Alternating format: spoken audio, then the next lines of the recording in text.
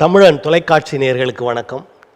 இன்றைய அரசியல் அரங்கம் நிகழ்விற்கு சிறப்பு விருந்தினராக திருமிகு பாவலர் ராமச்சந்திரன் அவர்கள் வருகை தந்திருக்கிறார். அவர் தமிழ் தன்னுரிமை கட்சியின் தலைவர். ஐயா வணக்கம். நன்றி. தமிழ்நாட்டில் அரசியல் போக்குகள் இவற்றையெல்லாம் நம்ம தொடர்ந்து பேசிக்கொண்டே இருக்கிறோம். ஆமாம். இப்போ பேசுகிறது என்னன்னு கேட்டிங்கன்னா, நடிகர் விஜய் அவர்கள் ஒரு பெருந்திரளான ரசிகர் கூட்டத்தின் தலைவர் என்ற முறையில் இருந்து கட்சி தலைவர் என்ற நிலைக்கு வந்திருக்கிறார். ஒரு மாநாடு நடத்த போகிறார். அவருடைய வரவு அரசியல் உலகில், தமிழ்நாடு அரசியல் உலகில் எவ்வகையான மாற்றங்களை ஏற்படுத்தும் என்று நினைக்கிறீர்கள்? செய்திகள் பார்த்தேன். ஒரு நடிகர் மறுபடியும் புதியதாக ஒருவர் வராரு. தமிழ்நாட்டில் எல்லாம் மகிழ்ச்சி விட்டு மக்கள் எல்லாம் சந்தோஷமாக இருக்க, இரவு பகலாக பார்த்து கைத்தட்டி ரசிக்க, வேறு வேலையெல்லாம் இல்லாமல் செய்கிறதுக்கு இப்படியெல்லாம் நடிகர்கள் நிறைய பேர் வந்துக்கிட்டு இருக்காங்க. இப்போ விஜயும் வந்திருக்கார். இனிமேலும் வருவாங்க. ஏன்னா இப்போது எல்லாருக்கும் ஒரு தொழில் வேணுமில்ல. இல்லை, அவர் ஒரு தொழிலில் கொடி கட்டி பறந்துட்டு இருக்கிறாரு. அந்த நேரத்தில் வர்றாருன்றது அது தொழில் கிடையாது. அதெல்லாம் உழைப்பு. மக்களுக்காக, நாட்டுக்காக, மக்களை சிரிக்க ரசிக்க, கவலையெல்லாம் மறக்க செய்கிற ஒரு உழைப்பு அது. நாம் அதை நடிப்புன்னு சொல்கிறது எனக்கு இன்னும் பிடிக்கல. ஏன்னா நடிக்கிறவங்களெல்லாம் மக்கள் மதிக்க ஆரம்பிச்சிட்டாங்க. அப்போ உழைக்கிறவனை எங்கே போய் பார்க்குறது? அதனால் நடிப்பே ஒரு பெரிய உழைப்பு. அப்படி உழைச்சவங்க தான் இந்த நாட்டுக்கு வழிகாட்டிகள். நீங்கள் பேசுகிறத பார்த்தா தேவரணைய கயவர்னு ஒன்று இருக்குது. அது மாதிரி மஞ்சள் புகழ்ச்சி மாதிரி கிடையாது. மஞ்சள் புகழ்ச்சியெல்லாம் கிடையாது.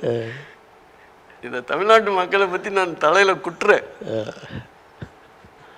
ஏன்னா இதே வேலையா, இதே பொழுதுபோக்கா, இதே இரவு பகலா, ஒன்று திரைப்படத்தை போய் படத்தில் கொட்டாயில் உட்காந்து பார்க்குறது, அல்லது வீட்டுக்குள்ளே உட்காந்துக்கிட்டு தொலைக்காட்சியில் பார்க்குறது, மாற்றி மாற்றி அதை அதைன்னு இரவெல்லாம் பார்த்து பகலெல்லாம் பார்த்து. ஆனால் ஒரு வகையில் நான் நினைக்கிறேன், மக்களுக்கு இப்படியாவது ஒரு இன்பம் கிடைக்கிது தமிழர்களுக்கு. மற்ற உலக நாடு மக்கள்லாம் அப்படி இருந்தாங்கன்னா இந்த தொலைக்காட்சியை யார் கண்டுபிடிச்சி யார் கொண்டு வந்து கொடுப்பாங்க? கொடுத்துருக்க முடியாது. அவங்க உழைக்கிறவங்க, நம்ம ஆளுங்க ரசிக்கிறவர்கள். ஆமாம். உட்காந்த இடத்துல சோறு சாப்பிட்டுக்கிட்டு நாடு போனோம் என்ன, மொழி போனாலும் என்ன, மக்கள் எக்கேடு கெட்டால் என்ன, உலகத்தில் இப்போ நடக்கிறது யாருக்குமே எதுவுமே தெரியாது. வீட்டுக்குள்ளே அடைஞ்சிட்டாங்க. பயணம் போகும்போது பார்த்தாக்க ஆளாளுக்கு ஒவ்வொரு இடத்துல வண்டியில் உட்காந்துக்கிட்டு உடனே கையை பார்த்துட்ருக்காங்க. கையில் ஏதோ ஒரு கருவி இருக்குது, அதை பார்த்துக்கிட்டு சிரிச்சுக்கிட்டு அழுதுகிட்டு போகிறாங்க. இப்போ உலக நிகழ்வுகள் எல்லாம் அதிலே தெரிஞ்சுக்கிறாங்களே, எதுக்கு வெளியில் போய்? தெரிஞ்சுக்கலாம், தப்பு கிடையாது. அதுலேயே மூழ்கிட்டால் மேலே வர முடியாது. அது தமிழ்நாட்டு மக்களுக்கு ரொம்ப அதிகம். இப்போ அரசியல் வரவு, இதை பற்றி சொல்லுங்கள். அவரோட அரசியல் வரவு, அவர் என்ன அறிக்கை கொடுத்துருக்காரு, இந்த நாட்டில் என்ன கெட்டு போயிருக்கு, என்ன இல்லை, அதை சீர் பண்ணுறதுக்காக வராரு, அல்லது இந்த நாட்டு மக்களுக்காக இவ்வளவு நாள் தான் செய்த பணி என்ன, அதை தொடர்றதுக்கு அரசியல் ஒரு கருவியாக இருக்குன்னு எப்படி நினைக்கிறாரு, இதெல்லாம் அவர் சொல்லி ஏதாவது ஒரு அறிக்கை விட்டுருந்தாருன்னா அதை படித்து பார்த்துட்டு நம்ம பேசலாம். அவரும் அறிக்கவில்லை, நாமும் படிக்க வாய்ப்பு இல்லையா? இந்த தானே படிக்கிறதுக்கு இல்லை. சில நடவடிக்கைகள், அவருடைய நடவடிக்கைகள் அவர் எதை சார்ந்து வருகிறார் அப்படின்ற ஒரு செய்தியை சொல்வது மாதிரி இல்லையா? ஏதாவது சொல்லியிருந்தா தானே உங்களுக்கு தெரியுமா? ஏன்னா நீங்கள் செய்தியாளர், நீங்கள் பத்திரிகையாளர். இல்லை, இப்போ அவர் அந்த மாநாடு நிகழ்வதற்கான இடத்துல ஒரு பூஜை மாதிரி பண்ணி ஒரு கம்பம்லாம் நட்டு அதெல்லாம் வைக்கிறாரு. அப்போது அவர் ஆன்மீகத்துக்கு எதிரானவர் அல்ல அப்படின்ற ஒரு பார்வை. அதுக்கு முன்னாடி பார்த்தீங்கன்னா செப்டம்பர் 17 பெரியார் அவருடைய நினைவிடத்திற்கு போய் அவரே பூ எடுத்துகிட்டு போய் அவரே கழுவி அவரே இல்லை, அது மாதிரி இரண்டு பக்கம், இந்த பக்கமும் அதை பார்க்குறாரு, அந்த பக்கம் அதையும் தழுவி போகிறாரு. இதை வச்சு அவருடைய எல்லாத்தையும் தழுவினா தான் காட்சி இனிக்கும். இந்த படத்துக்கு ஒன்று தழுவணும், அடுத்த படத்தில் இன்னொரு தழுவணும், இன்னொரு படத்தில் இன்னொன்று தழுவணும். தழுவினா தானே இன்னைக்கு இது கை தட்டுறான் ரசிகன். அப்போ அதை வந்து அரசியல்லையும் கொண்டு வர இல்லை, அவருடைய கொள்கை எல்லாரையும் சேர்த்து கொண்டு அணைத்து கொண்டு செல்வது, எல்லோருக்குமாக நம்ம ஒரு கட்சியை நடத்துவது என்ற ஒரு நோக்கம் இருப்பதாக தெரிகிறதே அப்படின்னு கேட்குறேன். ஆமாம். அதே ஈவே ராமசாமி பெரியாருக்கு கூட ஒரு கட்சி இருக்கு. ஆனால் கட்சின்ட்டு இல்லை, ஒரு பெரிய அமைப்பு இருக்கு. அதுலேயே இவர் சேர்ந்துக்கலாமே. இல்லை, அவங்களையெல்லாம் கூப்பிடணும். நான் தலைவராக இருக்கேன், அதில் பொறுப்பில் இருக்கிறவங்களுக்கெல்லாம் துணைத் தலைவர், கீழே செயலாளர் போன்றதெல்லாம் கொடுக்குறோன்னு சொல்லணும். எதுவுமே இல்லாமல் நீங்கள் நினச்சா போய் கும்பிடுவீங்க, நினச்சா வந்து கொடியேற்றுவீங்க, நினச்சா பேசுகிறீங்க. எதை நீங்கள் கட்டி பிடிப்பீங்கன்னு தெரியல. அதனால் இதெல்லாம் தமிழர்களுக்கு ஒரு பொழுதுபோக்கு, வெத்து பொழுதுபோக்கு. அரசியல் வந்து வெத்து பொழுதுபோக்கு அல்ல. அரசு என்பது காவல். இந்த நாட்டை, இந்த மண்ணை, அதில் வாழ்கிற மக்களை, அவங்களுடைய உடைமைகளை, உரிமைகளை, அவங்களுடைய பண்பாடு பழக்க வழக்கங்களை இப்படியே வரிசையாக போயிட்டே இருக்கும். எல்லாத்தையும் காப்பாற்றுறதுக்கு நிற்கிற ஒரு காவல்காரன். அந்த காவல் பணியை செய்வதற்கு நடிகர்கள் வந்தால் எப்படி இருக்கும்? ஏற்கனவே இந்த காட்சியில் ஒரு மாதிரி நடித்து, அடுத்த காட்சியில் இன்னொரு மாதிரி நடித்து, இந்த படத்தில் ஒரு மாதிரி நடித்து. இல்லை, அது வந்து நடிப்புன்னு அவங்களே ஒத்துக்கிறாங்க. இது உண்மையான ஒரு நிலைக்கு வராங்கல்ல. என்ன செஞ்சீங்க இத்தனை நாள், இனிமேல் என்ன செய்ய? இனிமேல் தான் செய்ய போகிற அரசியலில் வந்து தான் செய்ய போகிறாரு. நீங்கள் கோடி கோடியாக சம்பாதிச்சிங்க, சம்பாதிச்சுக்கிட்டே இருக்கிறீங்க. இந்த வருமானத்தை விட அதிகமாக ஏற்கனவே வந்த சினிமா நடிகர்கள், சினிமாக்காரர்கள், வசனகர்த்தாக்கள் சம்பாதிச்சாங்க. அதை பார்த்துட்டு நீங்களும் இப்போ நடிகனாக இருந்து கோடி கோடியாக சம்பாதிச்சதெல்லாம் போதாது, இப்போ பல ஆயிரம் கோடிகளை சம்பாதிக்கிறதுக்கு அரசியல் ஒரு வழின்னு அரசியலையும் கெடுத்து, மக்களையும் கெடுத்து, நாட்டையும் கெடுக்க வரீங்க. இப்போ அரசியல் வந்து ஒரு சேவை தானே, அதில் எப்படி சம்பாதிக்க முடியும்னு நினைக்கிறேன். அரசியல் சேவையாக உங்களுக்கு. அரசியல் சேவைன்னா ஒரு கட்டின வேட்டியோடு வரணும், போட்டிருக்க சட்டையோடு வரணும், மேலே இருக்கிற துண்டை உதறி மறுபடியும் தோல் மேலே போட்டுக்கிட்டு வீட்டுக்கு போயிடணும். இல்லை, இப்போ அரசியலுக்கு எப்படி வேணாலும் வரலாம், ஆனால் போகும்போது எப்படினாலும் வரல, வரும்போதே வழி இருக்கணும். நான் இதை செய்யறதுக்காக தான் வரேன். இதெல்லாம் இந்த நாட்டில் இதுவரையில இருந்த எல்லா தலைவர்களும் கெடுத்துட்டாங்க, ஆள தெரியாமல் ஆண்டுட்டாங்க. அதனால தமிழ்நாடு இவ்வளோ கீழே போயிடுச்சு. இதுக்கு இவங்கெல்லாம் காரணம். அந்த காரணத்தை சொல்லி இவங்களுக்கெல்லாம் ஏன் போய் வாக்களித்து ஏமாறுறீங்க, இவங்க பின்னால் போகிறீங்க, இதையெல்லாம் திருத்துவதற்காக நான் வரேன். எனக்கு நீங்கள் வாக்களிங்க, என்னோட வாங்க இளைஞர்களேன்னு கூப்பிடணும். அது 27ஆம் தேதி கூப்பிட போகிறாராமே. அதற்காகத்தான் அதாவது ஒரு பெரிய கூட்டத்தை கூட்டி அந்த கூட்டத்தின் மூலமாக அந்த செய்தியை மக்களுக்கு சொல்ல. அதைத்தான் மற்ற கட்சிகள்லாம் செஞ்சுக்கிட்டே இருக்கு. தேர்தல் வருதுன்னா ஒரு தடவை கூப்பிடுவாங்க, தேர்தல் போயிடுச்சுன்னா அடுத்து உள்ளாட்சி தேர்தல் வந்தால் ஒரு தடவை கூப்பிடுவாங்க, அதுவும் போயிடுச்சுன்னா இன்னொரு தேர்தல் கூப்பிடுவாங்க. இப்படியே தானே போயிட்டுருக்கு நாடு. இந்தியாவிலேயே தமிழ்நாடு போல ஒரு சினிமாக்காரர்களால் அழியிற நாடு எதுவுமே கிடையாது. ஏன்னா இங்கே இளைஞனுக்கு அந்த போதை அதிகமாகிடுச்சு. இல்லை, இப்போ எல்லாத்துக்கும் நம்ம அமெரிக்காவை எடுத்துக்காட்டு சொல்லுவோம், அங்கேயும் ஒரு நடிகர் ஆட்சி செய்தார் தானே. ஆமாம், ரொனால்ட் ரேகன் பண்ணார், நடிகராக இருந்தார். அவர் 4 வருஷத்துக்கு மேலே தாக்கு பிடிக்க முடியலங்க. புரியுதுங்களா? இங்கே தமிழ்நாட்டில், இந்தியாவில் கூட அமிதாப் பச்சனை விட பெரிய நடிகனா. அமிதாப் பச்சன் உத்தரப்பிரதேசனுடைய முதலமைச்சராக வர முடியல முதல்ல. புரியுதுங்களா? அதெல்லாம் நாம் வந்து யோசிக்கணும். தமிழர்கள் அரசியல் வேறு, நடிப்பு வேறு. நடிப்பு வந்து ஒரு கலை, அந்த கலையை நம்ம பாராட்டலாம், ஒன்றும் தப்பே கிடையாது. ஆனால் கலையை வச்சுக்கிட்டு தான் பூசுவோம்னா முகமெல்லாம் வேஷமாக தான் இருக்கும். இல்லை, இப்போ ஒரு சிலர் தான் படிக்க வேண்டும் அப்படின்னு ஒரு காலம் இருந்ததாக சொல்லுவாங்க. இவங்க இந்த தொழில் செய்கிறவர்கள்லாம் அரசியலுக்கு வரக்கூடாது அப்படின்னு நீங்கள் சொல்ல வரீங்களா? அதெல்லாம் ஒன்றும் கிடையாது. எல்லாருக்கும் தான் அரசியல் பொது. அரசியல் பொது. ஆங்கிலேயன் காலத்தில் ஒரு சின்ன ஒரு நடைமுறை இருந்தது. ஒரு வழக்கு நடந்தால் அந்த வழக்கில் சுற்றி இருக்கிறவங்க யாருனாலும் வந்து சாட்சி சொல்லலாம். ஆனால் சுற்றி இருக்கிறவங்க ஒரு ஆள் ஒரு நடிகனாக இருந்து, தெருக்கூத்து கலைஞனாக இருந்து, அவன் வந்து சாட்சிக்கு வந்தால் சாட்சி கூண்டில் ஏற்ற மாட்டான். என்ன பாருங்க, அது ஒரு நடைமுறை இருந்தது. நடைமுறை. ஒரு நடிகன் சாட்சி கூண்டில் ஏறினா அவன் சாட்சியாக இருக்க மாட்டான்.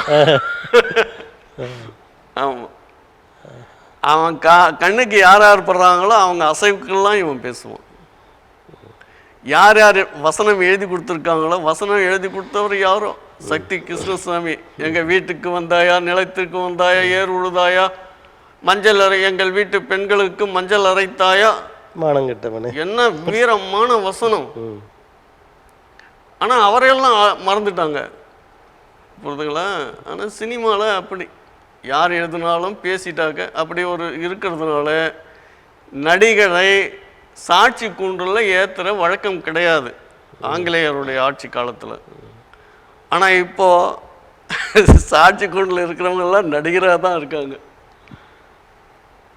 அதனால் நடிகர்கள் ஓய்வெடுங்க, ஒன்றும் தப்பு கிடையாது. இப்போ வந்துட்டாரு, நீங்கள் மறுபடியும் ஓய்வெடுக்க சொல்கிறீங்க, வந்துட்டாரு, அவர் என்ன தாக்கத்தை ஏற்படுத்த போகிறாரு தமிழ்நாட்டில்? அது நமக்கு தெரியவே தெரியாது. ஏன் சொல்கிறேன்னா, நீங்கள் இந்த படம் நல்லா இல்லைன்னு வச்சுங்க, இன்னொரு படத்தை போய் பார்ப்பானே தவிர அவன் வேறு வேலைக்கு போக மாட்டான் தமிழன். அதனால் அவருக்கு ஒரு பெரிய ஆதரவு இருக்குது. கண்டிப்பாக இருக்குது. ஏன்னா காசு இருக்குது, செலவு பண்ணுறதுக்கு இருக்குது, தைரியம் இருக்குது. ரசிகராக இருக்கிறவங்கெல்லாம் அவனே மொட்டை அடிச்சிக்கிறான், அவனே பால் ஊற்றி அபிஷேகம் பண்ணுறான். படம் வந்தால் ரிலீஸ் பண்ணுறதுக்கு முன்னே அவனை எல்லா ஏற்பாடும் பண்ணுறான் திரையரங்கத்துக்கு, புரிதுங்களா? ஆனால் ஒரு அறிஞனுக்கு, ஒரு உண்மையான ஒரு கலைஞனுக்கு, கவிஞனுக்கு, ஒரு புலவனுக்கு, ஒரு தொழில் மேதைக்கு, அதெல்லாம் விடுங்க, ஒரு வள்ளல் தன்மை இருக்கிறவனுக்கு யாருக்காவது மக்கள் ஆதரவு தருவானா? கிடையவே கிடையாது. அந்த மாற்றம் வந்துடுச்சு. அந்த மாற்றத்தை மாற்றத்துக்கு வேறு யாராவது வரணும், நம்ம மாதிரி யாராவது ஒருத்தர் வரணுமே தவிர நடிகனே இன்னொரு நடிகனை அடிக்கிறான்றதெல்லாம் 2 பேரும் அடிச்சுக்குவாங்க, ஆனால் யாருக்கும் அடிபடாது, கவலைப்பட வேண்டாம் நாம. இது தவிர நாம் தமிழர் கட்சி நீங்கள் போற்றுகிற வழி நடக்கிற தமிழ் தேசியம் அப்படி அந்த மாதிரியான ஒரு வழியில் சென்று கொண்டு இருக்கிற அந்த நாம் தமிழர் கட்சியில் சில மாவட்ட தலைவர்கள் தொடர்ந்து விலகுறாங்க. அந்த கட்சி ஒரு அடுத்த ஒரு கட்டத்திற்கு போகிறது மாதிரி இருக்குது. இதை எப்படி பார்க்குறீங்க நீங்கள்? நாம் பார்க்குறத விட அதை நடத்துகிறவரும் யோசிக்கணும். ஏன்னா நாம் வரும்போது எப்படி இருந்தோம், வரும்போது இந்த நோக்கம் என்ன, அந்த நோக்கத்துக்காக நாம் இன்றைக்கு வரைக்கும் பாடுபடுறோமோன்றதை யோசிக்கணும். நான் வரும்போது கூட வழி பார்த்த ஒரு சோரொட்டி இருந்தது, பட்டுக்கோட்டை அழகிரியாரை பற்றி. இந்த நாட்டில் இருந்தவங்க எல்லாம் சிறந்தவர்கள், நாளை நாம் கூட அப்படி தான். ஏன்னா நம்மெல்லாம் அவ்வளவு கள்ளங்கபடம் இல்லாத ஒரு இனத்தை சார்ந்தவர்கள். அதனால் நாளை நாம் கூட அப்படி தான். ஆனால் வெறும் சுவரொட்டியை போட்டு என்ன பண்ணுறது? ஒரு சோழலை நினைவுபடுத்துவது மாதிரியான ஒரு நினைவுபடுத்துவது போல செயல்பாடுகள் இருக்கணும். பட்டுக்கோட்டை அழகிரி என்ன பாடினாரோ, எந்த பொது உடைமை தத்துவத்தை பேசினாரோ, அந்த பொது உடைமை தத்துவம் நம்மக்கிட்ட இருக்கணும். நாம் யாரை பற்றி பேசினாலும் அவங்களுடைய கொள்கை நம்முடைய மனதில் இருக்கணும். வள்ளலாரை பற்றி பேசினா வள்ளலாரை போல நாம் இருக்கணும், நடக்கணும். ஒரு பயிர் வாடிய பயிரை கண்ட போதெல்லாம் வாடினு. எப்போ வாடுறதுங்க? நமக்கு வாட்டமெல்லாம் எதிரி நல்லா சுகமாக இருக்குந்தான்னா அவனை பார்த்து நம்ம வாடுறோம். ஆனால் வள்ளல் பெருமானார் என்ன சொல்கிறாருன்னா, ஒரு பயிர் மழை பெய்யாமல் வளர்ந்த நிலையில் அதுக்கு மேலே வளர முடியாமல் இருக்க, அப்போ வாடி போயிருக்குது, அதை பார்க்கின்ற போதெல்லாம் நான் வாடினேன்றார். அவர் பயிரை பார்த்தாரா, அல்லது உலகத்தில் இருக்கிற உயிரினங்களை பார்த்தாரா, அல்லது நம்மை போன்ற மனிதர்கள் பசியோடு இருக்கின்ற சில மக்களை பார்த்தாரா? எல்லாவற்றையும் அப்படி ஒப்பிட்டு பார்க்கணும். ஆனால் அந்த தன்மை நம்மக்கிட்ட இருக்கா? இன்றைக்கி அந்த தன்மை இருக்கணும் எல்லோருக்கிட்டையும். தலைவனாகிட்டா பெரியதல்ல, தலைவனாவது பெரிய செயல். ஆனால் அதை விட அதிகமானது தலைவன் தொண்டனாக ஆக வேண்டும். அதுக்கு தான் ஔவையார் சொல்கிறாரு, எதேதோ பெரியது பெரியது பெரியது, போனம் பெரியது, உலகம் பெரியது, அது பெரியதுன்னு சொல்லிட்டு கச்சா தொண்டர்தம் பெருமையை சொல்லவும் முடியுமோ? ஔவையார் சொல்கிறாரு, எதுனா உலகத்தில் பெரியதுன்னா இந்த பூமி பெரியது, வானம் பெரியது, அதுக்குள்ளே இருக்கிற கண்டது போனதெல்லாம் பெரியதுன்னு சொல்கிறார். ஆனால் கடைசியாக தொண்டு செய்கிறவன் இருக்கானே, அவனுடைய பெருமைக்கு இணை எதுவுமே இல்லைன்றான். தொண்டு செய்ய தானே வரான். நமக்கு கீழே இருக்கிற தொண்டர்களை, நம்ம கீழே இருக்கிற கட்சிக்காரர்களை நம்ம எப்படியெல்லாம் அரவணைத்து போகணும், பொதுத்தன்மை இருக்கணும். அதுதான் மக்களாட்சி. அதுக்கு தான் மக்களாட்சி. ஜனநாயகம் என்பது யாரும் தலைவன் என்று சொல்ல முடியாது, எல்லோரும் இந்நாட்டு மன்னர்கள். ஆனால் அந்த தன்மைக்கு எதிராக இருக்கும்போது இந்த கருத்துக்கள் வருவதை தவிர்ப்பது நல்லது. இப்போ அந்த கட்சியில் ஒரு குறிப்பிட்ட சொல்லை பயன்படுத்துகிறாங்க, திரள் நிதி.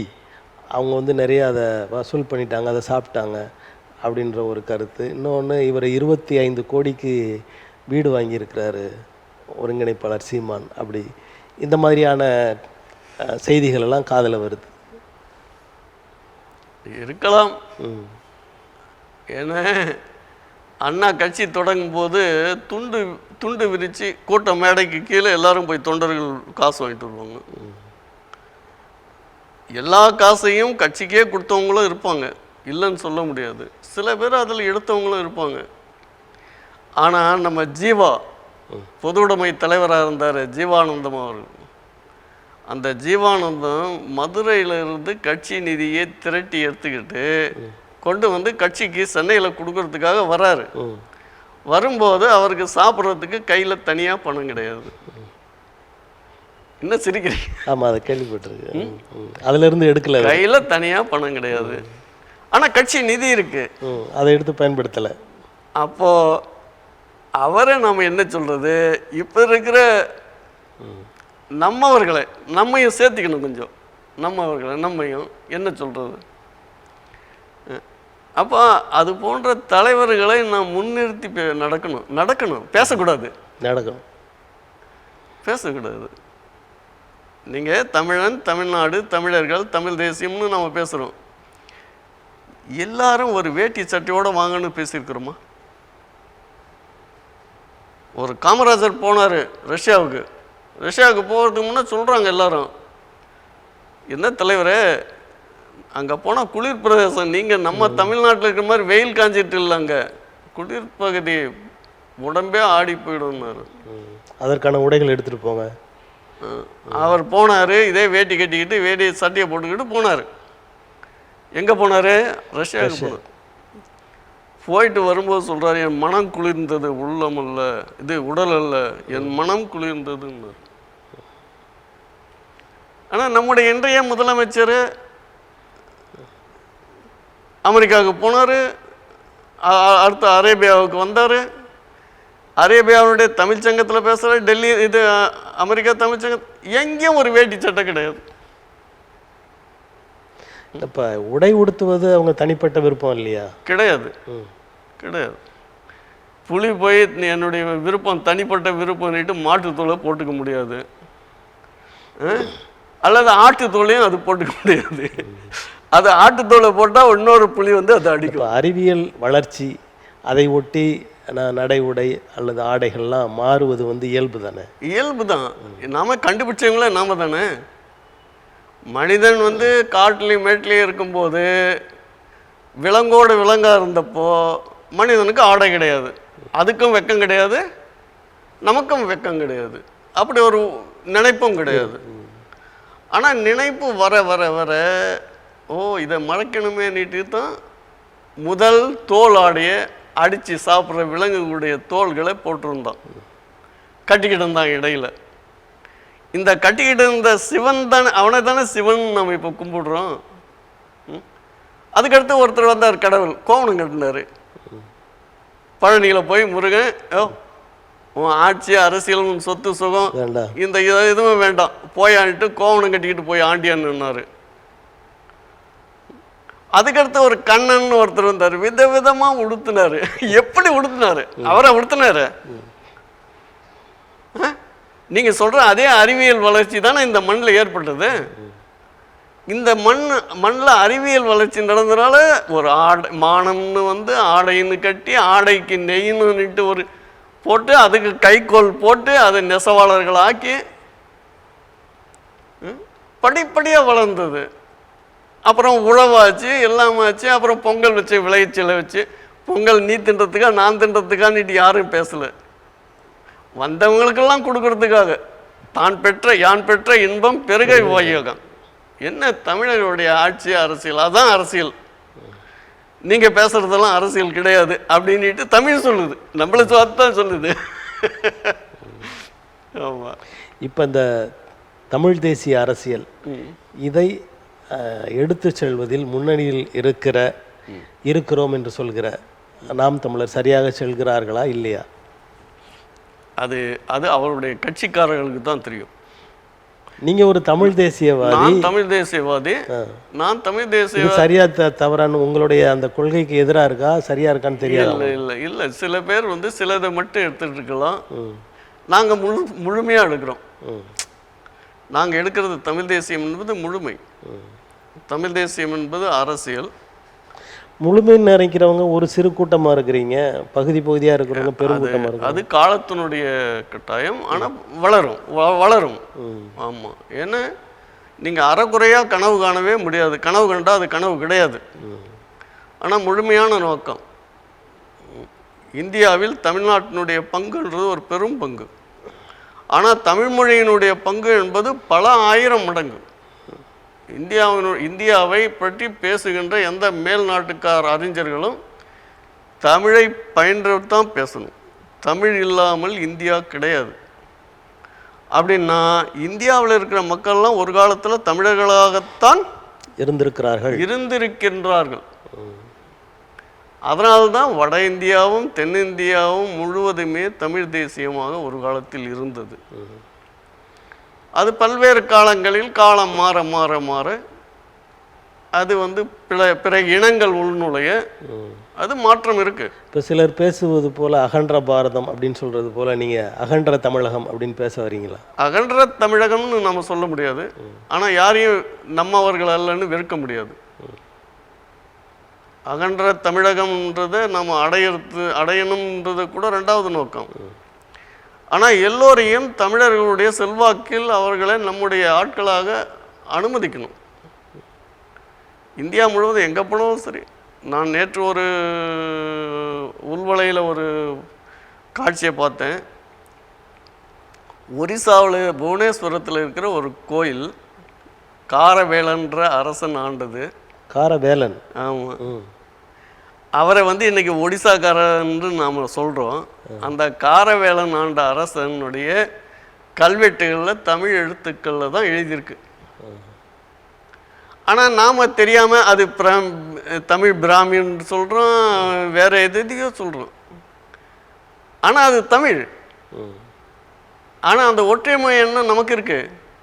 ஆனால் ஒற்றுமை எண்ணம் இருக்கிறதுக்காக நம்முடைய நிலங்களை நாம் பிறருடைய வசத்தில் ஒப்படைக்க முடியாது கூட. நீங்கள் தான் பிறரே இல்லைன்றீங்க, எல்லாம் தமிழர்கள்னு சொல்லும்போது அப்படியே நீங்கள் பிறர்னு அவங்கள பார்க்குறீங்க. ஆமாம். நம்ம வீட்டில் கூட சில பேருக்கு அந்த உணர்வு குறைவாக இருக்கும். ஆனால் அவர்களை நாம் அப்படி சொல்லி தான் திருத்த முடியுமே தவிர தள்ளிவிட முடியாது. ஆனால் இன்னொன்று, அப்படி இருக்கும்போது தமிழ்நாட்டுக்கு ஒரு பெரிய காவல் அரண் வேண்டும். என்னதான் இருந்தாலும் மொழி மாறிய பின்னால் அவர்கள் நமக்கு இன்னொரு மாதிரி தான். அப்போது தமிழ் தேசியம் என்பது தமிழ்நாட்டிற்குள்ளே இருக்கிற மக்களை, தமிழ்நாட்டுக்கு வெளியே இருக்கின்ற தமிழ் மக்களை, தமிழ்நாட்டில் எப்படி பாடமொழியாக தமிழ் இல்லையோன்ற கவலை இருக்கோ அதுபோல் தமிழர்கள் தொடர்ந்து படிப்பதற்கான வாய்ப்பு, வேலைகளை பெறுவதற்கான வாய்ப்பெல்லாம் இருக்கணும். ஆனால் இந்த இடத்துல வந்து திராவிட மாடல், அந்த மாடல்னு சொல்லுவதெல்லாம் தமிழர்களை ஏமாற்றுகின்ற மாடல். இந்த மாடலை விட்டுடணும். இது ஏமாற்றுகிற மாடலா? ஏமாற்றுவது. நீங்கள் கருவாடு விற்கிற கடைக்கு போனால் கருவாடுன்னு சொல்லலாம், தப்பு கிடையாது. கருவாடுன்னு கேட்டு வாங்கலாம். அதையே இன்னொன்றுன்னு சொல்லி நமக்கு விற்கணும். இன்னொன்றுன்னு ஏன் அவன் கேட்டு வாங்கணும்? புரிதுங்களா? தமிழ்னு சொல்லுங்க, ஏன் திராவிடன்னு சொல்லுங்க? என்ன தப்பு? என்ன தப்புன்ற? ஒரு மீன் கடைக்கு போகிறோம், ஒரு கறி கடைக்கு போகிறோம், அல்லது அதுவெல்லாம் இல்லாமல் ஒரு பலகார கடைக்கு போகிறோம், கண்டது போனதுக்கெல்லாம் போகிறோம், சொல்லி பேர் சொல்லி வாங்க வேண்டும். இங்கே வந்தால் இது தமிழ்நாடு, தமிழ்நாடு, தமிழ் தேசியம். இங்கே திராவிடம் என்பதற்கு எந்த ஒரு அறிகுறியும் கிடையாது. இல்லை, ஒரு அதாவது 2, 3, அதாவது 4, 5 குழுக்கள் அந்த மொழிகள் சார்ந்த அந்த நிலங்களை எல்லாம் சேர்த்து திராவிட நாடு அப்படின்னு சொல்கிறாங்க. அப்படின்னு யார் சொல்கிறது? வரலாற்று ஆசிரியர்கள். எந்த வரலாற்று ஆசிரியர் சொல்லியிருக்காரு? எந்த வரலாற்றில் திராவிட நாடுன்னு சொல்லியிருக்கு? வரிசை அப்படி இந்த ஈவே ராமசாமி விட்ட கதை. திராவிட நாடு என்பது வட இந்தியாவில் இருந்து இங்கே வந்த சில பாப்பனர்னா இந்த பாப்பனர் இல்லை, வட இந்திய பிராமணர்களை குறிக்கிற சொல்லா இருந்துச்சு திராவிடர், தென்பகுதி நாட்டினர். பார்ப்பனர்களை குறிக்கின்ற சொல்லுதான் திராவிடமா அப்படின்னு சொல்ல முடியாது, தென்பகுதி நாடு. பெரியாருக்கு முன்னாடியே திராவிட மொழிகள்லாம் பற்றி பேசுகிறாங்களே. ஆமாம், அது வந்து தமிழன் பேசணும். தமிழர்கள் வந்து அயோத்திதாச பண்டிதர் கூட அந்த மாதிரி பேசினார். ஏன் பேசினார்னா, நாங்கள் தான்டா இந்த மண்ணுக்கு தென்னாட்டுக்காரங்கன்னு தான் அது பொருள். அண்ணா காலத்தில் பல பேர் வச்சுக்கிட்டாங்க. என்னென்னா அவங்க இந்த தென்னரசு இப்படி பேரெல்லாம் நிறைய வச்சாங்க. ஆனால் இப்போ அதெல்லாம் இல்லை. ஏன் நீங்கள் சொல்கிறது தென்னாடுன்னு சொல்கிறதான தமிழ்நாடு முதலமைச்சர், என்ன தப்பு?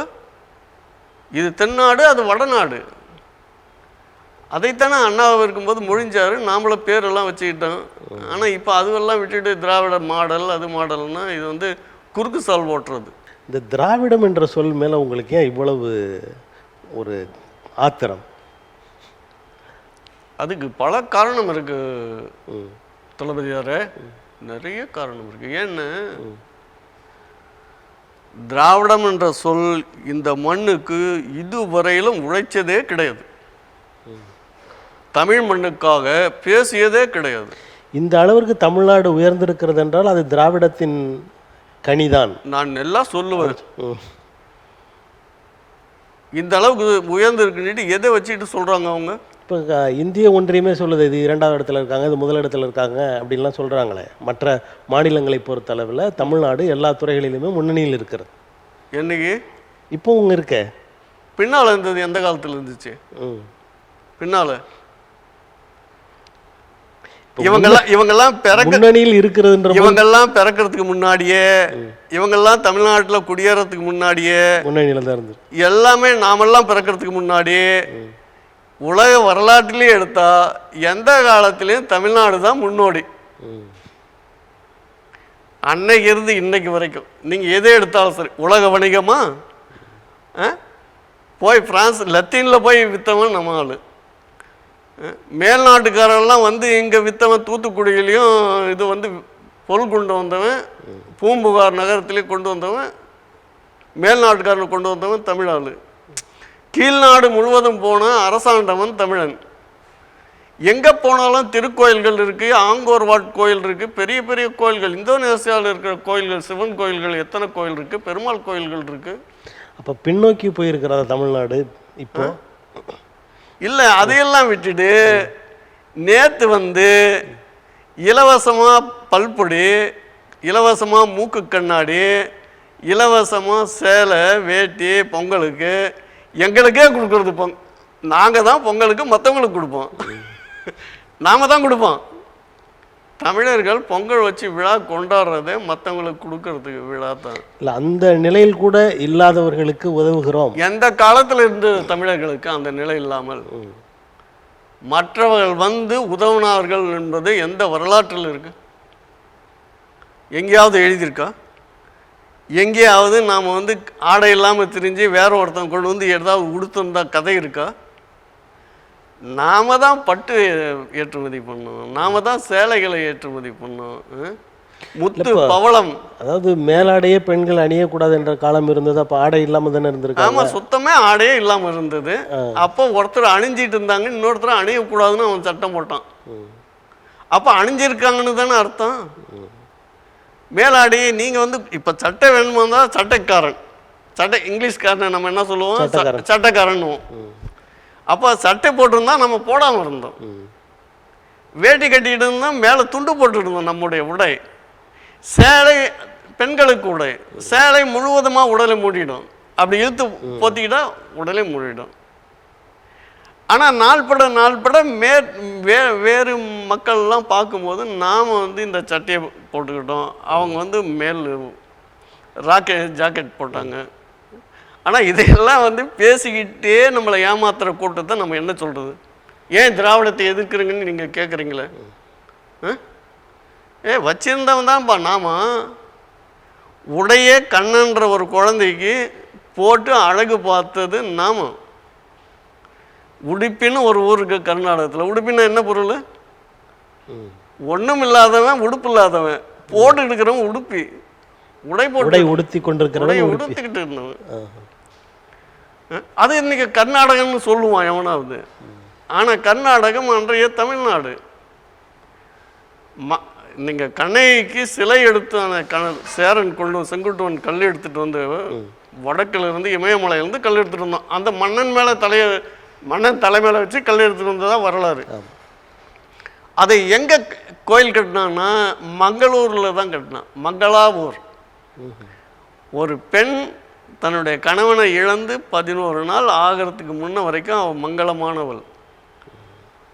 அப்போ மங்களமாக இருந்து கணவனுடைய இறப்பை தட்டி கேட்டு வந்து மலையில் விழுந்து இறந்து போனாங்க அந்த அம்மா. அப்போ இறந்து போனவ மங்களமானவள் என்பதற்காக அந்த ஊரில் அந்த கல்லை வச்சு சிலை வைத்து அங்கே மங்களா ஊர்னு வச்சான். ஆனால் நம்ம கிட்ட இல்லாததுனால அது நம்முடையது இல்லையா? அப்போ எல்லா வரலாறுகளும் தமிழர்களுடைய வரலாறு. நம்முடைய வரலாறுகளை சுருக்கிறது உங்களுக்கு ஒன்றுமே கிடையாது. என்ன இதை எப்படி நம்ம இதை ஏற்றுக்க முடியும்? நீங்கள் தமிழர் அப்படின்னு சுருக்கிறத அவங்க திராவிடர் அப்படின்னு ஒரு பெரிய அளவில் பார்க்குறாங்கன்னு எடுத்துக்க முடியாதா? நம்ம ஊரில் யாராவது ஒரு பையனை கூப்பிட்டு 1 கிலோ வெல்லம் வாங்கிட்டோப்பா அல்லது சர்க்கரை வாங்கிட்டோப்பான்னு நாம் அனுப்பிச்சா அவன் நேராக கடையில் போய் 400-500 ரூபா கொடுத்து 1 கிலோ இனிப்பை வாங்கிட்டு வந்து கொடுத்தா அதை நம்ம சம்மதிப்போமா? சம்மதிக்க மாட்டோம். ஓங்கி தலையில் ஒரு பெரிய குட்டு வைப்போம். நான் 1 கிலோ வெல்லம் தாண்டா கேட்டேன், 40 ரூபா 50 ரூபா 60 ரூபா இருக்கும், நீ போய் 400 ரூபாய்க்கு போய் வாங்கிட்டு வந்து இனிப்பு, அதுலேயும் வெல்லம் இருக்குதான்றான். அப்படி திராவிடங்க பேசுறது. நாங்கள் முழுமையான வெள்ளை கட்டிப்பா. சரி, முழுமையான வெள்ளை கட்டியை போயிட்டு நீ ஏதோ ஒன்று போட்டு எங்கள் காசை வச்சு 400-500 ரூபாய்க்கு 1 கிலோ வாங்கிட்டு வந்து எங்ககிட்டயே வியாபாரம் பண்ணுறியா நீ? தமிழன் என்பது சுத்தமான தூய்மையான, சொல்லப்போனால் சமஸ்கிருதத்துக்கும் தாயான தமிழ் அது. இதை போய் சொல்கிறது திராவிடம் எங்களுக்கு திராவிடம் என்ன கற்றுக் கொடுத்தான்? திருடுறதுக்கு தான் கற்றுக் கொடுத்தான். இப்போது கொஞ்சம் அண்மையில் ஒரு 15 நாட்களுக்கு முன்புன்னு நினைக்கிறேன், ஒன்றிய அரசு வந்து தமிழாசிரியர்களை வெளிநாடுகளில் நியமிக்கிறாங்க. வெளிநாடுகளில் தமிழ் சொல்லிக் கொடுப்பதற்கு ஆசிரியர்கள் நியமிக்கிறாங்க. அதுக்கு ஒரு விண்ணப்பம் வெளியிட்டாங்க. அதில் வந்து அதாவது முதுகலை தமிழ் பட்டம் வேணும், அதுக்கப்புறம் சமஸ்கிருதம் ஹிந்தி வேணும்னு சொல்லி அதில் நிபந்தனைகள். இதை எப்படி நீங்கள் பார்க்குறீங்க? தமிழர்கள் ஒரு பெரிய ஏமாளிகள். அது கடந்த கால தமிழர்கள். இப்போ இருக்கிற தமிழர்களை கூட நம்ம கொஞ்சம் புரிஞ்சுக்கிட்டவங்க இருக்காங்க. நிறைய பசங்கள்லாம், நிறைய இளைஞர்கள் புரிஞ்சுக்கிட்டாங்க. ஆனால் கடந்த கால தமிழர்களுக்கு இந்த திராவிடத்தினுடைய பொய் முகமூடி தெரியல. பொய் முகமூடி தெரியாததுனால இந்த திராவிட கட்சிகள் ஆட்சிக்கு வந்ததுலேருந்து பாருங்கள், அண்ணா ஆட்சிக்கு வந்தார் 67. ஆட்சிக்கு வந்த உடனே இந்தியாவினுடைய ஆட்சி மொழி மும்மொழி கொள்கைன்னு இந்திய அரசாங்கம் சொன்னாங்க. உடனே அண்ணா என்ன சொன்னார்? இல்லை, இருமொழி கொள்கைன்னாரு. இருமொழி கொள்கைன்னது கொஞ்சம் நமக்கு சந்தோஷத்தோட ஒரு மகிழ்ச்சி, சந்தேகத்தோட ஒரு மகிழ்ச்சி. என்ன சந்தேகம்னா, தமிழ்நாட்டில் தமிழ் வழி கல்வி தானே இருக்கணும், ஏன் இருமொழி கல்வின்னு சொல்கிறாரு? இல்லை, அப்போ கூட அவர் வந்து தமிழ் மட்டும்தான் சொன்னப்போ காமராஜர் அவர்கள் வந்து நீங்கள் தமிழ்னு சொன்னீங்கன்னா இந்தியை கொண்டு வந்துடுவாங்க, அதனால் ஆங்கிலம் வேணான்னு சொல்லியிருக்காரு. ஆனால் ஆங்கிலத்தை சேர்த்துங்க, இல்லைன்னா ஹிந்தி வந்துடும் அந்த இடத்துல. காமராஜர் மேலாம் பழி போடக்கூடாது அப்படின்னு சொன்னதான் சொல்கிறாங்க. காமராஜர் மேலாம் பழி போடக்கூடாது. ஏன் காமராஜர் மேலே பழி போடக்கூடாதுன்னா, காமராஜரை தோக்கடிச்சிட்டாங்க மக்கள். எதுக்காக தோக்கடிச்சாங்கன்னா, இந்தியை கொண்டு வர காங்கிரஸினுடைய தலைவர் அவர். இல்லை, அந்த தோற்பதற்கு முன்பே, அதாவது 67க்கெலாம் முன்னதாகவே அந்த மொழிக் கொள்கை வருகிற காலத்தில் ஆங்கிலம் வேண்டாம் என்று அண்ணா சொன்னதாகவும் தமிழ் மட்டும் போதுன்னு சொன்னதாகவும், அப்போ வந்து காமராஜர் நீங்கள் ஆங்கிலத்தை எடுத்துட்டிங்கன்னா ஹிந்தி வந்துடும், அதுக்கு இடம் கொடுக்காதீங்கன்னு சொன்னதாகவும் சொல்கிறாங்க. அதெல்லாம் சப்பை கட்டு. நீங்கள் தமிழ்நாடு அரசு வந்து தமிழ் மாநிலம் எப்படி அமைஞ்சது? ஒரு பெரிய போராட்டம். நம்முடைய நிலங்கள் பாதி நிலம் போயிடுச்சு. தமிழ்நாடு இப்போ பார்க்கறதுனுடைய இல்லை, பாதி நிலங்களுக்கு போயிடுச்சு. கேரளம்ன்ற மாநிலமே அமைந்திருக்க முடியாது தமிழருடைய பகுதி இல்லைன்னா. அதை பணிக்கர் அன்னைக்கு சொல்கிறார். கேரள மாநிலத்தினுடைய தலைவராக அந்த பணிக்கர் சொல்கிறாரு, நீங்கள் தமிழ்நாட்டு பகுதி எனக்கு கொடுக்கணும்னா மாநிலம் அமையாது, ஒரு சிறு புதுச்சேரி மாதிரி ஒரு யூனியன் பிரதேசம் ஆகிடும் அப்படின்றாரு. அப்போ தமிழ்நாட்டினுடைய பகுதிகளை அங்கே கொடுத்தீங்க. தமிழர்கள் மட்டும்தான் இந்தியாவில் இந்தியை எதிர்த்து போராடியவர்கள். இன்றைக்கும் போராடுறோம், இன்றைக்கும். அப்போ தமிழர்களுடைய போராட்ட உணர்வை புரிஞ்சுக்கிட்ட வட இந்திய தலைவர்கள், ராஜேந்திர பிரசாத் போன்றவர்கள், நேரு போன்றவர்கள் எல்லாம் சேர்ந்துக்கிட்டு தமிழ்நாட்டினுடைய வலுவை குறைக்கணும்னா எப்படி பண்ணுறது, தமிழர்களுடைய வலுவை குறைக்கணும்னா தமிழ்நாட்டினுடைய எல்லை பரப்புகளை குறைக்கணும். கர்நாடகா கொஞ்சம், ஆந்திரா கொஞ்சம், அங்கே கொடுத்து கடைசியாக நம்மோட இருந்த அந்தமான் தீவையும் பிரித்து வங்காளத்துக்கிட்ட கொடுத்துட்டாங்க. வங்காளத்தினுடைய நேரடி போக்குவரத்து நமக்கு இப்போன்னா நம்ம இந்தியாக்காரன் எங்கேயாவது அந்தமானுக்கு போகணும்னா அவன் சென்னை வந்தது, சென்னையிலேருந்து விமானத்தில் போகணும் அல்லது கடலில் கப்பலில் போகணும். ஆனால் இப்போ இங்கே வர வேண்டியதே கிடையாது, தமிழருடைய உறவையே அறுத்துட்டாங்க. இப்போ அந்த பேரை கூட மாற்றிட்டாங்கன்னு கேள்வி. இப்போ விஜயபுரம்னு ஒரு என்ன புறம்னு வச்சாலும் அது தமிழ் பேர் தான். எது பேர் வச்சாலும் ஒன்று பெரும்பகுதியான பேர்கள் தமிழ் பேராக இருக்கும், கொஞ்சம் பேர்கள் வந்து உருது மொழியினுடைய பேர்களாக சாயல் பேர்களாக இருக்கும். அகமதாபாத், ஹைதராபாத், அந்த பாத், இந்த பாத், கரீம் நகர், நகர்னா தமிழ் ஆயிடுச்சு. முகமதியர்கள் ஆண்டதால அந்த மாதிரி, முஸ்லீம்கள் ஆண்டதால அந்த மாதிரி எல்லாம் பெரும்பகுதி அப்படி இருக்கும். மீதி எல்லாம் தமிழ் பேராக தான் இருக்கும். ஆனால் இப்படி தமிழ் பேரை வளர்க்கணும்னா தமிழ்நாடு அரசு என்ன பண்ணியிருக்கணும், தமிழ்நாட்டில் இருக்கிற புலவர்கள் கவிஞர்களுக்கெல்லாம் வேலை வாய்ப்பை தந்துருக்கணும். ஒன்றும் சம்பளம் இல்லை. இன்றைக்கி இருக்கிற கோயில்கள், லட்சம் கோயில் இருக்குமே, பெருங்கோயில்கள், அந்த கோயிலெலாம் ஒவ்வொரு கவிஞனையும் ஒவ்வொரு புலவனையும் அந்த பாடகனாக போட்டு அரங்காவலர் குழுவில் போட்டு அவங்கள பாட வச்சு பேச வச்சு, மொழி எங்கே வளர்ந்தது, கோயில்களில் தான் வளர்ந்தது. அந்த பள்ளி தளமனைத்தும் கோயில் செய்வோம்னா பாரதி. பள்ளிக்கூடங்கள்லாம் எங்கே, கோயில்கள் தான் பள்ளிக்கூடமாக இருந்தது. மறுபடியும் அதை செய்வோன்றா. அங்கே ஆடல் பாடல் இசை எல்லாம் வளர்ந்தது. ஆனால் இப்போ ஒன்றுமே கிடையாது. வரிசையில் நின்று காசு கொடுத்துட்டு 5 ரூபா இல்லை, கிடையாது 500 ரூபா, அரை மணி நேரத்தில் பார்த்துட்டு போயிடலாம். சாமியும் அப்படியே நிற்கிறாரு, இவங்களும் போய் நின்றுக்கிட்டு போயிட்டு இருக்கணும். நமக்கு ஒரு பற்று கிடையாது, பாசம் கிடையாது, ஒரு ஓதுவார்கள் கிடையாது. அந்த பாடல்களெல்லாம் பாடி எந்த கடவுளோ அந்த கடவுளுடைய சிறப்புகள் எல்லாம் பாடி இசையோடு பாடி நம்மளை மயங்க வச்சு நம்முடைய மயக்கத்தை தெளிய வச்சு வெளியே அனுப்புறதுக்கான எந்த ஒரு இதுவும் கிடையாது. பணம் திரட்டுறதுக்கு ஒரு கோயில் ஆயிடுச்சு. இன்றைக்கு வழிபாடு என்பது போயிடுச்சு. வழிபாடுன்னா என்ன அர்த்தம், முன்னோர்கள் எப்படி போனாங்களோ அந்த வழியில் போ. இப்போ வழிபாடு அந்த வழியில். முன்னோர்கள் ஒரு அறிவியல் வளர்ச்சி இல்லாத காலம், அந்த நாட்களில் என்ன இருந்ததோ அது படி போயிருப்பாங்க.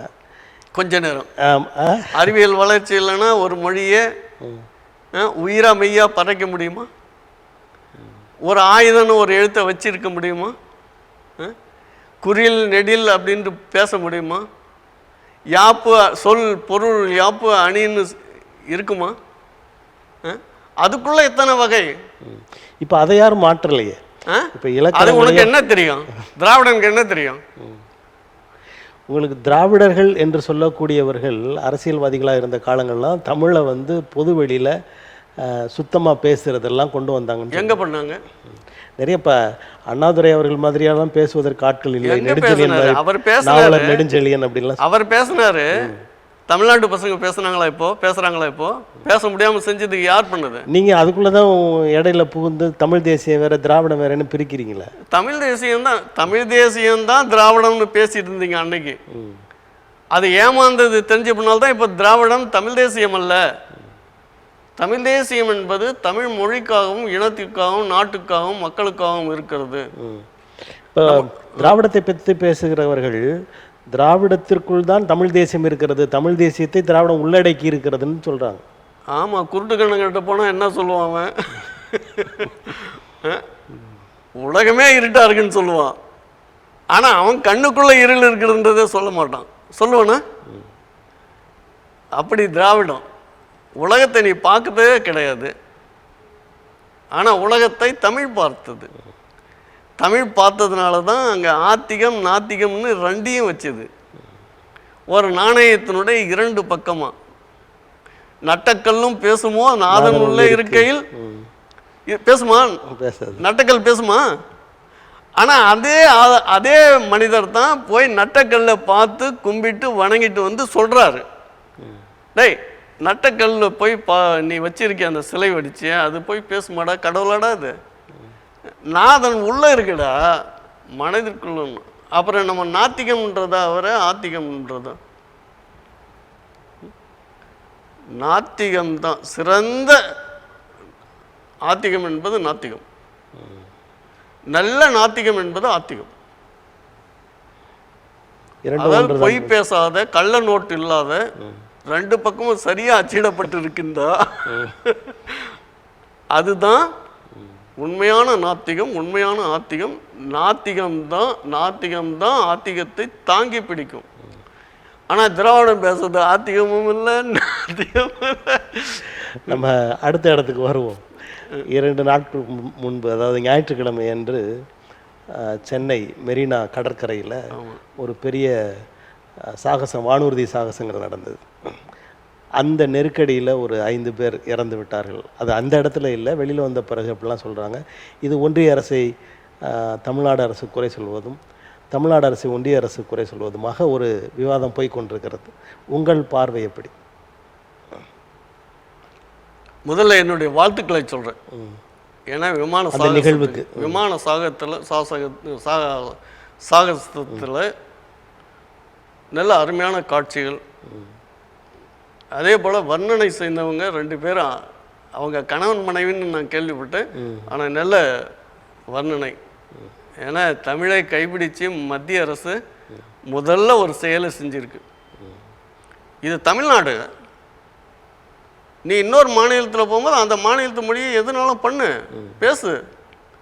இந்தியா என்பது எல்லா மாநிலமும் இல்லைன்னா அது இந்தியா கிடையாது, அது ஓட்ட உடைசல். இப்போ தமிழ்நாடு என்பது அப்படி தான், தமிழ்நாட்டை மதிக்கிற மாதிரி அந்த வர்ணனை இருந்தது. இது ஒரு நல்ல வரவேற்பக்கூடியது. ஆனால் இது இவ்வளவு பேர் வந்திருந்தாங்க பாருங்க, 15 லட்சம் பேர். தமிழர்களுடைய ஆதரவு இந்திய வான்படைக்கு இருக்குதுன்றது ரொம்ப மகிழ்ச்சி. நாம் பாராட்ட வேண்டும். அதை ஒரு விழிப்புணர்வாகவே கொள்ளலாம். ஆமாம், விழிப்புணர்வு. நமக்கு எப்போவுமே வீரர்களை மதிக்கணும். ஏன்னா அவங்களாம் அதுக்கு தான் இருக்காங்க. தன்னுடைய உயிர் போனாலும் பரவாயில்ல, எதிரின்னா என்ன செய்யணுன்றது நம்மக்கிட்ட தந்திரம் இருக்குது. அதே போலவே எல்லாம் அறிவியலும் இருக்குது, வானூர்தி இருக்குது, வான்படை இருக்குது, கப்பல் படை இருக்குது. நல்ல ஒரு வாய்ப்பு. ஆனால் அதை ஒழுங்குபடுத்த தவறியது யார்? மத்திய அரசா மாநில அரசா? மாநில மாறி மாறி சொல்லிக்கிறாங்களே. மாநிலத்துக்குள்ள ஒரு நிகழ்ச்சி நடந்தால் யார் பொறுப்பு? மாநிலம் பொறுப்பு. மாநிலம் காவல்துறை இருக்குது, காவல்துறையினுடைய முழு கட்டுப்பாட்டில் இருக்குது. இப்போ சில வேளைகள் மாநிலத்தோட அந்த காவல்துறையோ அந்த பாதுகாப்பு எந்திரங்களோ குறைவாக இருக்கும் பொழுது அல்லது பலவீனமாக இருக்கும் பொழுது துணை இராணுவ படை அப்படின்னு சொல்லி அனுப்புகிறாங்க. இப்போ தேர்தல் காலங்கள்லாம் அதை செய்கிறாங்க. ஏன் அதை இவங்க செய்யலை? இல்லை, இதுக்கு துணை இராணுவ படையெல்லாம் தேவையில்லை. மக்கள் எவ்வளோ பேர் வருவாங்க, அதை ஒரு மதிப்பிட்டு, அப்போ அத்தனை பேர் வருவதற்கும் போவதற்கும் உள் நுழைவதற்கும் அவங்க தங்கி இருக்கிறதுக்கும் குடிக்கிறதுக்கு நீரும் இதெல்லாம் யார் வீட்டிலேருந்து எடுத்துகிட்டு வருவாங்க? இல்லை, அதையே சுகாதாரத்துறை அமைச்சர் பேசுகிறாரு, வீட்டிலேருந்து ஒரு புட்டி தண்ணீரும் எதையும் எடுத்துகிட்டு வரணும்னு சொல்லி நாங்கள் முன்னே அறிவிச்சிட்டு. இந்த வானூர்தி துறையினரே அதை பல விளம்பரங்கள் மூலம் சொன்னாங்க, குடை எடுத்துட்டு வாங்க, தொப்பி எடுத்துவாங்க, தண்ணி எடுத்துருவாங்க. அதுவெல்லாம் நீங்கள் மக்களுக்கு கொடுக்குற அறிவுரையெல்லாம் இதுவெல்லாம் 2ஆம் கட்டம். முதல் கட்டம், நீங்கள் அவங்க வந்தால் இத்தனை பேருக்கு நிற்கிறதுக்கு உட்கார்றதுக்கு இருக்கையோ மற்ற ஏற்பாடுகளோ செய்ய முடியுமா போட்டுக்கணும் கணக்கு. 2வது, எல்லோருக்கும் குடிக்கிறதுக்கு தண்ணி மற்ற வசதிகள்லாம் மாநகராட்சி செய்ய சொல்லியிருக்கணும். மாநகராட்சியினுடைய மேயரை மேடைக்கு அழைச்சிட்டு வந்திருக்கணும். நீங்கள் எந்த நிகழ்ச்சியாக இருந்தாலும் இந்தியாவினுடைய பிரதம மந்திரி வர்றாரு, அல்லது வெளிநாட்டில் இருந்துட்டு ஒரு குடியரசுத் தலைவர், அமெரிக்காவுடைய குடியரசுத் தலைவராக நாளைக்கு கமலா ஹாரிஸ் ஆகிட்டு வராங்கன்னு வச்சுங்க, அவங்கள வரவேற்கும் போது முதல்ல வரவேற்கிறது மாநகராட்சியினுடைய தந்தை தான். இப்படியெல்லாம் மரியாதை கொடுக்க கற்றுக்கணும். நம்ம எல்லாமே ஒரே கட்சி ஒரே தலைவன் என்றதெல்லாம் கிடையாது. இடத்துக்கு தகுந்த போல் பல மாற்றங்கள் இருக்குது. அதையெல்லாம் உறுதி செஞ்சுட்டு வர்றவங்களுக்கான நீர், குடிநீர், வேறு என்னென்ன வேணும், நிழல் குடைகள் அமைக்கிறது எல்லாம் நீங்கள் அமைச்சிருக்கணும். நிழல் குடை அமைச்சிட்டா மேலே வானத்தை பார்க்க முடியாது, அதனால் அது தேவையில்லாது. மழை வந்தாலும் அது நமக்கு பயன்படுத்திக்க முடியாது. ஆனால் மக்கள் நெருக்கம் வருகின்ற போது திடீரென்று ஏதாவது ஒரு ஆபத்து ஏற்பட்டால் உடனே விலகி ஓடி தப்பிக்கக்கூடிய வாய்ப்புகளை எல்லாம் அந்த இது ஆய்வு பண்ணிக்கணும் தமிழ்நாடு காவல்துறை. இப்போ இந்த நிகழ்வில் இந்த 5 உயிர்கள் பறிபோனதற்கு காரணம் தமிழ்நாடு அரசு அப்படின்னு சொல்ல வரீங்களா? அப்படி சொல்ல, ஆனால் செயல்பட்டுருக்கணும். ஏன்னா ஒரு உயிர் நாம் போகிறதுக்கு நாம் எந்த வகையிலையும் யாரும் துணை நிற்க முடியாது. ஆனால் அரசு முன்கூட்டி திட்டமிடணும். இப்படி இருந்தால் இப்படி இருக்கும். இப்போ அரசு என்ன சொல்கிறாங்க, நிகழ்வு நடந்த வரைக்கும் எந்த பிரச்சனையும் இல்லை, எந்த குழப்பமும் இல்லை, யாரும் வாங்கிலாம் விழலை, முடிந்து வெளியில் செல்லும் பொழுது தான் அப்படின்ற மாதிரி சொல்கிறாங்க. அது தவறானது.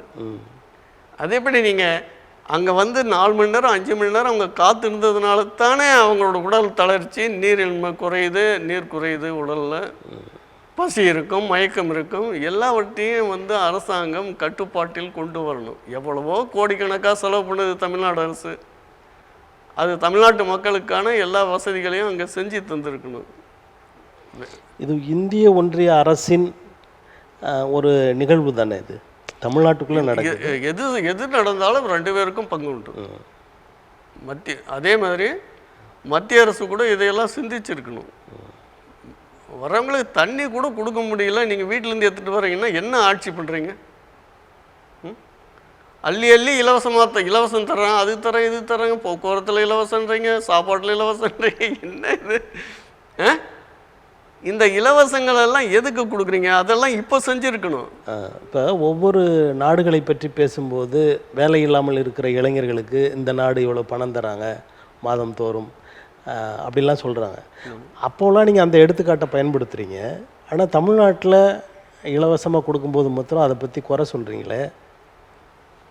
இலவசம் 2 வகையில் பார்க்கணும். ஒன்று, இலவசம் என்பதே யாருடைய முன்னேற்றத்துக்காவது இருக்கணும். 2வது, இலவசத்தை கொடுத்து இவன் மற்றதையெல்லாம் கேட்க முடியாமல் செய்கிறதாவே இருக்கக்கூடாது. இந்த 2 விஷயத்தையும் மனசில் வச்சுக்கணும். இலவசம்னு போனால் எந்த மனிதனும் இலவசத்துக்கு அடிமையாகிடுவோம். இப்போ அடிமையாக்கி கடைசியாக தேர்தல் வர்ற வரையெல்லாம் காத்திருந்து தேர்தலையும் இலவச காசு கிடைக்குமோன்னு தான் பார்ப்போம். ஆனால் முயற்சித்து ஒருத்தன் முன்னுக்கு வர்றதா இருந்தால் அவனுக்கு இலவசமாக தரலாம். அவன் முன்னேற்றத்துக்கான தொழில் முயற்சி கண்டது போனதெல்லாம் செய்யணும், படிப்பு முயற்சி எல்லாமே செய்யணும். செஞ்சோன்னா அவன் அவன் அடுத்தவனுக்கு உதவி பண்ணுவான். நீங்கள் 2வதாக சொன்ன இலவசத்தில் தான் இருக்கிறீங்க, முதல் தரமான இலவசத்தில் இல்லை. முதல் தரமான இலவசம் மக்களுடைய வாழ்க்கை தரத்தை உயர்த்துறது, நாட்டை முன்னேற்றத்துக்கு கொண்டு வர்றது, பெரிய ஆலை அதிபர்களை எல்லாம் அந்த மண்ணை சார்ந்தவர்களாக உருவாக்குவது, நல்ல படித்த அறிவியல் மேதைகளை எல்லாம் உருவாக்குவது. இந்த திட்டங்களை எல்லாம் வெளிநாட்டிலேருந்து இறக்குமதி செய்யாமல் நம்முடைய நாட்டில் இருக்கிறவங்களையே திட்டங்களை வகுத்து தர்றவங்களாக ஆக்கிறது, அணையை கட்டக்கூடிய பொறியாளர்களாக உருவாக்குறது. இந்த கேடுகளெல்லாம் இல்லாமல் செய்வதற்கான முயற்சிகளை எடுக்கின்ற முன்முயற்சிகளை எதுவுமே செய்கிறதில்லை. முதலமைச்சரை பார்த்தா ஒரு நாள் படுத்து இருக்கிறார் விளம்பரத்து மேலே, இன்னொரு நாள் பார்த்தா இன்னும் ஒரு 4-5 பேர் சேர்ந்து படுத்துட்ருக்காங்க. இந்த விளம்பரம் தான் வருதே தவிர விளம்பரத்தை நிறுத்திடணும். தமிழ்நாட்டு மக்களுடைய வாழ்க்கை தரத்தை உயர்த்தணும்னா இங்கே முதலாளிகளை உருவாக்கணும், தமிழ்நாட்டில் தொழில் தெரிஞ்சவங்களை உருவாக்கணும். எந்த உதவின்னு கேட்டாலும் செய்யணும், அது இலவசம் இல்லை. அதை விட்டுட்டு நான் தொழில் செய்கிறன்றவங்களை எல்லாம் தூங்க விட்டுட்டு நீங்கள் யாருக்கோ சோறு போட்டு தனக்கு வாக்களிக்கிறதுக்கான வாய்ப்பை அன்றாடம் செஞ்சுக்கிட்டு இருக்கீங்க. தமிழ்நாட்டின் இந்த இலவச திட்டங்களை எல்லாம் இந்திய ஒன்றியமே பின்பற்றுகிறது. அதுவும் சொல்லப்போனால் எதிர்த்து நின்ற பாரதிய ஜனதா கட்சி கூட இப்போ ஜார்க்கண்டில் வந்து பெண்களுக்கு 2000 ரூபா கொடுக்க போகிறோம் அப்படின்லாம் சொல்கிறாங்க. தமிழ்நாட்டை பின்பற்றுகிறார்கள் அப்படின்னு சொல்கிறாங்க. அப்படி பின்பற்றி தான் ஆந்திராவில் இருந்த சந்திரசேகர் ராவோ இன்னும் நாயுடு அவர் பேர் ராஜசேகர் ரெட்டியோட சந்திரபாபு நாயுடு இல்லை இதுக்கு முன்னாள் முதலமைச்சர் ஜெகன்மோகன் ரெட்டி இருந்தார். ஜெகன்மோகன் ரெட்டி அப்படி தான் அள்ளி கொடுத்தாரு. 6000 கொடுத்தாரு, 10,000 கொடுத்தாரு. ஆனால் அவங்க வீழ்ச்சிக்கிட்டாங்க. இந்த பணம் கொடுக்குறதெல்லாம் நமக்கு வந்து முன்னேற்றம் அல்ல. ஒரு கட்சிக்கு முன்னேற்றம்னு பேர் வச்சுருந்தா மக்களுக்கு முன்னேற்றம் எப்படி வரும்? இப்போ அடுத்த கட்சி அவங்க கொடுத்த அந்த இலவசங்களை எல்லாம் திரும்ப பெறலையே, அது அப்படியே போயிட்டு தானே இருக்கு. அது கொடுத்து தான் கொடுக்கும். ஏன்னா நீங்கள் கொடுத்தா உடனடியான அந்த வீழ்ச்சி கட்சிக்கு வந்துடும். ஏன்னா வாக்கு மக்களை நம்பி இருக்கு. ஆனால் நம்ம ஒரு நல்ல வாக்காளர்களை உருவாக்கி விட்டு அவர்கள்கிட்ட வந்து வாக்கு கேட்கணும். மக்களை நல்ல வாக்களிக்கிறவங்களாக உருவாக்கணும். இப்போ நீங்கள் ஒரு கட்சியின் தலைவர், தமிழ் தன்னுரிமை கட்சியின் தலைவர்.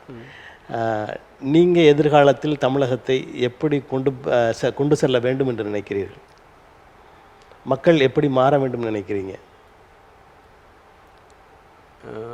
என்னுடைய நோக்கம் வந்து கொஞ்சம் பறந்து விரிந்த நோக்கம். இந்திய மக்களிலேயே ஒரு தனி பெருமைக்குரியவர்கள் தமிழர்கள். இப்போதைக்கு கடந்த கால பெருமைகள்லாம் வேறு. இப்போதைக்கு உலக நாடுகளில் எடுத்துக்கிட்டால் எந்த நாட்டிற்கு போனாலும் இந்தியாவினுடைய பெருமையை சொல்லி கொண்டிருக்கின்றவர்கள் தமிழர்கள். ஆனால் அந்த தமிழர்களை எல்லாம் இணைய விடாமல் செய்கிறது திராவிடம். இந்த தமிழர்களுடைய ஒற்றுமையை முதலில் இணைக்க வேண்டும் என்பது நம்முடையது. தமிழர்கள் எங்கே இருந்தாலும், குறிப்பாக தமிழ்நாட்டுக்காரர்கள் எங்கே எந்த நாட்டில் இருந்தாலும் எந்த மாநிலத்தில் இருந்தாலும் ஒருங்கிணைக்க வேண்டும். சுருக்கமாக அப்படி எடுத்துக்கலாம். திராவிடமும் தமிழ் தேசியமும் ஒன்றாக வேண்டும் நினைக்கிறீங்க? இல்லை, திராவிடம் என்பது நீ தமிழ்நாட்டுக்குள்ளே பேசாத. நீ சொல்கிற திராவிடம் என்பது எந்தெந்த மாநிலம்னு சொல்றியோ அந்த மாநிலத்தில் போய் கொடி நாட்டு. அங்கே சந்திரபாபு ஏற்றுக்கிட்டா, நாயுடு ஏற்றுக்கிட்டா நாம் வரவேற்போம். அங்கே இன்னொரு மாநிலத்தில் போய் ஏற்றுனீங்கன்னா அவங்க ஏற்றுக்கிட்டாங்கன்னா நம்ம வரவேற்போம். கர்நாடகத்தில் போய் சொன்னீங்கன்னா ஏற்றுக்கிட்டால் பரவாயில்ல. கேரளாவர்களுக்கு சொன்னால் ஏற்றுக்கிட்டால் நாம் வரவேற்போம். யார்கிட்டையுமே சொல்லாமல், யாருக்கும் எந்த இணைப்பும் இல்லாமல், யார்கிட்டையும் எந்த ஒற்றுமையும் வளராமல் காவிரியை கேட்டால் இன்றைக்கி நம்மளால் பெற முடியுமா? இப்போ கருணாநிதி அவர்கள் தான் முதல் பொதுப்பணித்துறை அமைச்சர் திராவிட முன்னேற்ற கழகம் ஆட்சிக்கு வந்தவங்க. அவர் வந்த பின்னால்தான் இந்த காவேரியினுடைய சிக்கலே தொடங்கிச்சு. தொடங்கும் போதே அவர் சூட் போட்டுக்கிட்டு தான் டெல்லிக்கு போனார். தமிழராக போகல, திராவிடராக போனாரா? திராவிடன்னு கூட சொல்ல முடியாது. தமிழன் சூட்டு கோட்டோட போனார். சூட்டு கோட்டோட போனது இன்ன வரைக்கும் போய்கிட்டே இருக்காங்க. வேட்டியோட போய் தான் நடந்துருக்குன்றீங்களா? கண்டிப்பாக வேட்டியோட போனால் வீரத்தோட பேசியிருப்பாங்க. இன்றைக்கும் ஒரே பேச்சில் நின்று இருப்பாங்க. இதுதான் அந்த மாற்றங்கள் வந்து தமிழ்நாட்டை இன்றைக்கு ரொம்ப கீழ்படுத்தியிருக்கு. தமிழருடைய ஒற்றுமை என்பது தமிழ்நாட்டிற்குள் மட்டுமல்ல, அண்டை மாநிலங்களில் இருக்கின்ற தமிழர்கள், அதே போல் இந்தியா முழுவதும் அங்கங்கே பரவி கிடக்கின்ற தமிழர்களுடைய வாழ்க்கை முறை நெறிகளை எல்லாம் பாதுகாக்கணும். அவர்களுக்கு தமிழ்நாடு முன்னிலையில் இருக்கணும். அதுக்கான வாய்ப்புகளை பெற வேண்டும் என்பது தான் தமிழ் தேசியத்தினுடைய அடையாளம். அதற்குத்தான் எங்களுடைய தமிழர் தன்னுரிமை கட்சி பாடுபடும். அந்த முனைப்பில் உங்களுடைய உதவிக்கெல்லாம் நன்றி. வணக்கம். நன்றி. வணக்கம் நேயர்களே. அடுத்த அரசியல் அரங்கம் நிகழ்வில் வேறொரு ஆளுமையுடன் சந்திப்போம். நன்றி, வணக்கம்.